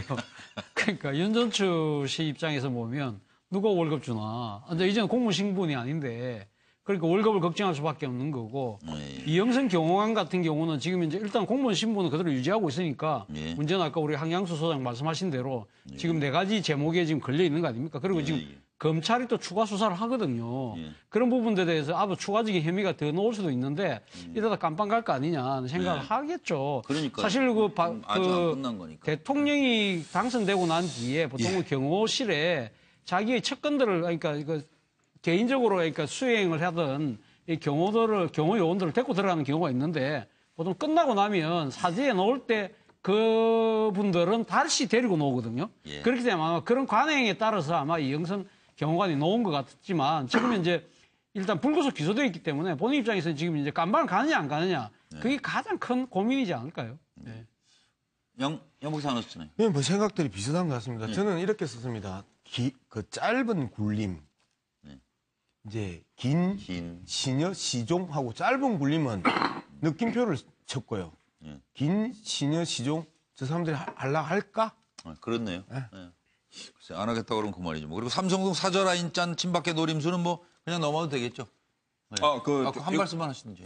이게 그러니까 뭐 저기 총괄을 최경환 서청원 총괄 짜고 윤상현, 조원진, 이우연 정무, 김진태 법률, 박대출 수행, 민경욱 대변인. 근데 저 명단에 포함된 그 의원과 제가 취재를 통화를 해봤는데 본인은 몰라요.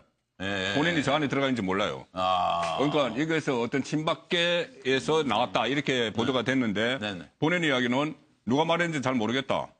그리고 어떻게 서청원, 최경환 두 분이 지금 상황에서 어떻게 이것을 총괄을 하냐. 그러면 어떻게 비춰지겠느냐. 뭐 이런 건데 일단은 저런 라인업이 딱 어느 공식적으로 짜졌다기보다는 그러니까 본인들이 그 들어가서 우리 좀 수술에 들어가서 대통령에게 이런저런 뭐 이야기도 하고 뭐 전 정무적인 판단도 좀 하고 우리가 할 부분이 있으면 하자. 그 정도 이야기가 됐다. 12제자가요. 첫 닭도 울기 전에 부인을 했어요. 네, 감사합니다. 저 또한 황 소장하고 비슷한데요. 저들이 과연 사저 라인업을 짜고 저 정도 의리를 지킬 수 있는 사람들인가? 저는 아니라고 확신을 하는데요. 박근혜 대통령이 탄핵 정국에 몰리면서까지 지금까지 저들이 적극적으로 나서서 박근혜 대통령을 변호하거나 옹호한 적이 없고요. 두 번째, 스스로들이 잘못했다라고 책임지고 자기 반성한 적 없고요. 그렇다면 양 박사보다 훨씬 낫지 않아요? 사는 형편이나 이런 게 저분들이. 그냥 걱정하지 마세요. 알아서 하시게. 솔직히 말해서 뭐 그렇잖아요. 여기 이름 보세요. 윤상현, 뭐 서청원, 뭐 김진태, 뭐 네, 죄송합니다. 죄송합니다. 주제 넘게 이야기했어요. 자, 지금 대통령 변호인들이 지금 어떤 마음으로 어떤 일을 할지도 궁금해서 짚어드리겠습니다.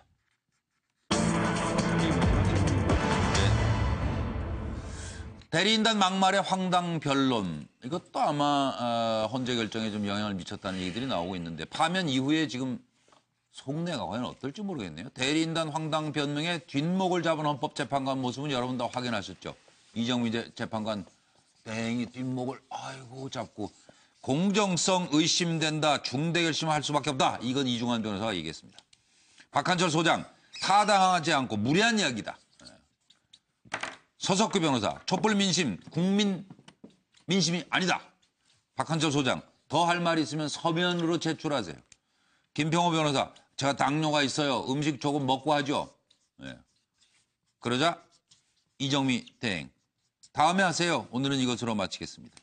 김평호 변호사, 강일원 국회 수석 대리인 아니에요? 그러니까 이정미 대행이 언행을 조심하세요. 조원용, 강일원 기피 신청하겠어요. 그때 이정미 대행이 휘 하면서 목을 잡고 심판 지연 목적이나 심판 지연 목적이니 그 신청 자체를 각하한다. 들어보시죠.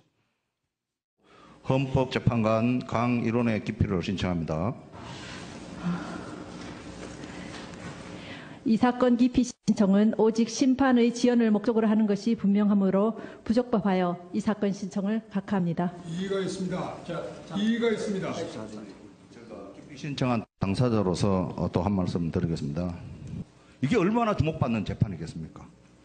제발 절차를 좀 지켜주시고 도대체 무슨 목적으로 지금 기자들도 아무리 편향돼도 기자들께서도 보셔도 권성동 재판관하고 이정미 재판장님하고 소추위원장하고 거의 지금 한편이 되어서 편먹고 심판을 봐야 될 사람이 양 당사자 선수들 중에 편먹고 뛰는 것 같은 느낌을 주지 않습니까? 말씀이 지나치십니다. 아니 그러니까요. 제가 말이 지나치고 표현이 과격했다면 그건 용서하시고요. 함부로 말씀하신다고 다 그게 이 설득력 있는 건 아닌 것 같습니다. 설득력 아니요. 지금 항의하고 있습니다. 설득력 부분의 문제가 아니라. 그만하시죠. 다음 순서 다음 진행하도록 하겠습니다. 만에 하나 피청구인 대련인단이 신청한 정인들에 대해서 대부분 불채택 결정으로 피청구인의 방어권 행사가 불가능하다면 피청구인 대리인들은 이 건 심판 절차의 공정성을 의심할 수밖에 없어서 중대한 결심을 할 수밖에 없다. 그렇게 말씀드립니다. 지금 피청구인 측에서 하는 얘기는 그거는 정말 타당하지 않고 무례한 얘기로 보입니다. 지금 무슨 어떤 다른 어떤 물 밑에 또는 다른 어떤 그 의사소통을 가지고 하는 것처럼 그거는 재판부에 대한 모독 아닙니까? 소장님 말씀하신 내용하고 지금 어제 권순동 위원장 발언 내용이 거의 비슷한 그런 감을 저희 넣기 때문에 제 개인적으로 그런 취지의 말씀을 드린데 개인적으로 하더라도 그런 근거 없는 얘기를 어떻게 할 수가 있어요. 그거는 자, 그러니까 대통령의 공약을 시행하는 좋은 사업이었는데 왜 경제수석이 그렇게 증거를 인멸하고 위증을 지시하고 했던 건가요? 자, 오래됐으니까 뭐 아실 거 아닙니까? 확인해 보셨을 거 아니에요? 확인을 못했습니다. 지금 솔직히 말씀드리면 검찰 수사 기록 다 읽어보고 정인 신문상 준비하는데 저희들은 바빴습니다. 변호사께서 먼저 대단한 변호사를 뵌 것 같아서. 오늘. 아유 정말 대통령 대리인단하고 아마 그 박 전 대통령하고 서로 이제 속마음이 다를 것 같은데요. 예. 대통령 대리인단이 19분이었지 않습니까? 네. 그중에 일부는 나 엮였어요. 네. 나 정말 잘못 들어왔어요. 이런 생각하실 것 같고 또 일부는 이거 언제 발빼야 되나. 네. 더 이상 여기 엉망진창 들어가 있으면 안 될 텐데 이런 네. 생각하실 것 같습니다. 왜냐하면 이분들도 나중에 변호인 안 할 수도 있겠지만 변호사들을 계속 해야 되는 분들도 계시거든요. 그렇죠. 네. 그러니까 적당히 사라지실 것 같아요. 네, 그렇습니다. 화면에서. 대통령 대리인단은 처음부터 전혀 일사불란하지 않았죠. 그것이 나중에 김평호 변호사 들어오고 했을 때는 대리인단 안에서 그랬습니다. 우리 각자 대리하는 거다. 이렇게 이야기했는데 이제 끝났으니 그야말로 각자 도생하겠죠. 그중에서 정치하실 분도 있을 것 같고요. 그럼요. 그 뜻 가지고 거기 왔다 갔다 한 분들 분명히 있어요. 저는 이번에 저렇게 저분들이 이 탄핵 재판에 변호인 하기 전에는 서석구 변호사님밖에 몰랐어요.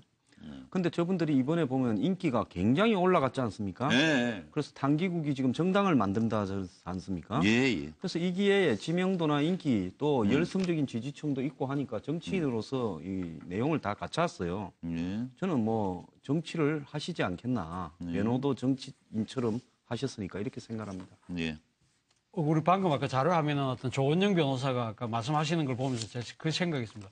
여기가 재판장이야, 국회 본회의장이야. 그냥 편먹고 저도 그러니까 듣다가 지금 이 법리나 논리가 아니라 좀 막말에 가까운 이야기를 하면서 억지를 부리는 그런 것이 또 우리가 국회 현장에서 많이 봤지 않습니까? 이분들 아까 우리 항 소장 말씀하신 대로 인기가 올라가다 보니까 지금 정치 집회에 아주 인기 그 연사들 아닙니까? 이참에 국회로 생각을 좀 굳히지 않을까 하는 생각입니다. 저는 너무 순진하게 생각을 했었어요. 어떻게 해요? 저는 이거 보면 웬만하면 조금만 해먹지. 나도 법리 논쟁하고 싶었다고요. 그런데 워낙 많이 해 드시고 증거가 너무 분명해가지고 법리 논쟁은 꿈도 못 꿨어요. 이렇게 순진하게 생각했습니다. 죄송합니다.